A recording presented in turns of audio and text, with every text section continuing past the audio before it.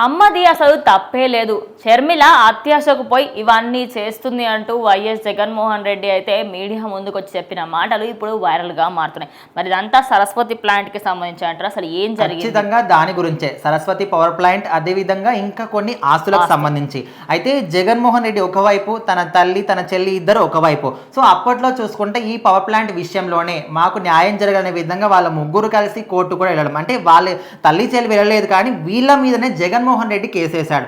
నా చెల్లి కానీ నేను ఒక్క చిల్లి గవ్వ కూడా ఇవ్వను, ఆల్రెడీ ఇచ్చేసి అంతా కూడా చాలా మటుకు ఇచ్చేసాం, మా నాన్నగారు ఉన్నప్పుడు కావచ్చు ఆస్తులో కూడా చాలా మటుకు ఇచ్చేసాం, మళ్ళీ తను అత్యాశకు పోయి సరస్వతి పవర్ ప్లాంట్లో కూడా అడుగుతుంది, నేను మాత్రం చిల్లి గవ్వ కూడా ఇవ్వనని తను మాత్రం కోర్టును కూడా ఆశ్రయించడం జరిగింది. సో అప్పటి నుంచి కూడా తల్లి చెల్లి అని కూడా చూడకుండా కోర్టుకి ఇచ్చిన వ్యక్తి జగన్మోహన్ రెడ్డి. ఇంకా ప్రజలను ఏం పట్టించుకుంటాడు, పరిపాలన ఏం సాగిస్తాడు, ఇలాంటి వ్యక్తి మాజీ సీఎం అంటే కూడా సిగ్గుచేటుగా ఉందని చాలా మంది వాళ్ళ పాటలో ఉన్న వాళ్ళు కూడా అన్నారు.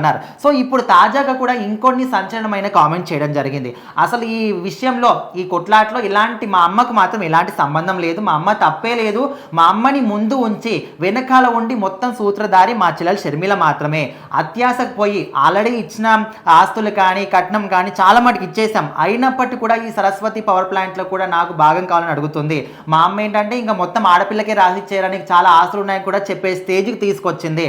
ఎందుకంటే ఇప్పుడు ఎవరైనా కూడా ఖచ్చితంగా ఎవరికైనా తల్లి, సో ఆమె చెప్పినప్పుడు ఒక మాట కాకపోయినా ఒకటైనా వింటారు కాబట్టి ఈమెను ముందు పెట్టి అంతా కూడా నాటకం ఆడిపిస్తుంది, అత్యాశకు పోయింది, ఇంకా ఏం కావాలనే విధంగా జగన్మోహన్ రెడ్డి మాత్రం కొన్ని కామెంట్ చేయడం జరిగింది.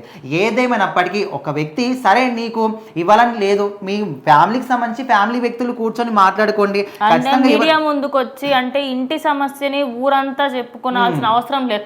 నిజానికి సరస్వతి ప్లాంట్ అనేది ఒకటి ఉంది, అందులో ఇంత జరిగింది అనేది మీడియాలో చాలా మంది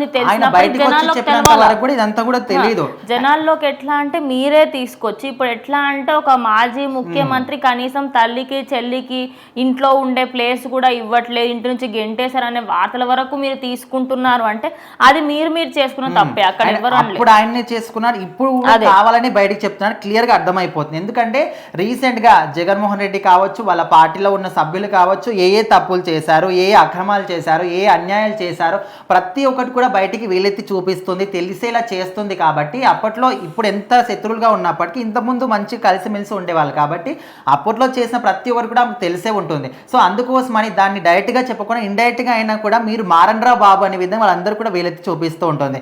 అందుకోసమని ఏదో ఒక విధంగా షర్మిల నోరు నొక్కేయాలనే విధంగా జగన్మోహన్ రెడ్డి ఈ విధంగా చేస్తున్నట్టు క్లియర్గా అర్థమైపోతుంది. సో మరి ఈ ఇష్యూలో మీ అభిప్రాయం ఏంటో కూడా ఖచ్చితంగా కామెంట్ చేయండి.